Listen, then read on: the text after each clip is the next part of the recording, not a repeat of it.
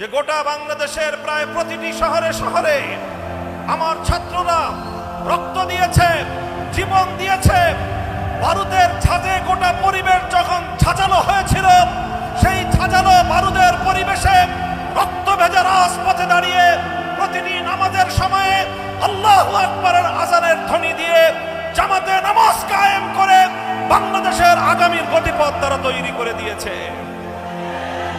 24-এর সেই শাহাদাতের রক্তের উপর তৈরি মঞ্চে 2024 সালের 8ই আগস্ট অন্তর্বর্তীকালীন সরকার ক্ষমতার মসনদে বসেছে। আজ 1 বছর পূর্তি হতে চলেছে জুলাই বিপ্লবের। দীর্ঘ 1 বছরে অন্তর্বর্তীকালীন সরকারকে প্রতিটি ক্ষেত্রে আমরা সহযোগিতা করেছি, উৎসাহ জুগিয়েছি।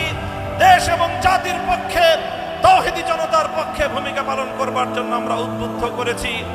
যখনই আমরা দেখেছি সরকার কোনো ভুল পথে পরিচালিত হওয়ার উপক্রম হয়েছে, জাতির অভিভাবক হিসেবে হেফাজতে ইসলাম বাংলাদেশ সরকারকে সৎ পরামর্শ দিয়েছে, সতর্ক করে তাদের পদস্খলন থেকে তাদেরকে রক্ষা করবার চেষ্টা করেছে।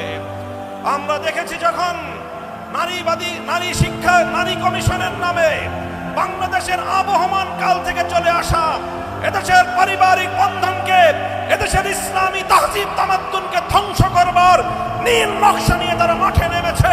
হেফাজতে ইসলাম বাংলাদেশ বিগত 3রা মে সোহরাওয়ার্দী উদ্যানে ঐতিহাসিক সমাবেশের মধ্য দিয়ে বাংলাদেশের আগামীর গতিপথ নির্ধারণ করবার বার্তা দিয়েছে। আজ আমাদের চূড়ান্ত বার্তা হলো এই আমার সন্তানদের শাহাদাতের রক্তের উপর বাংলাদেশে আল্লাহু আকবারের আযানের আওয়াজ দিয়ে, আযানের ধ্বনি দিয়ে সংগঠিত বিপ্লবের মঞ্চে দাঁড়িয়ে বাংলার মাটিতে ইসলাম বিরোধী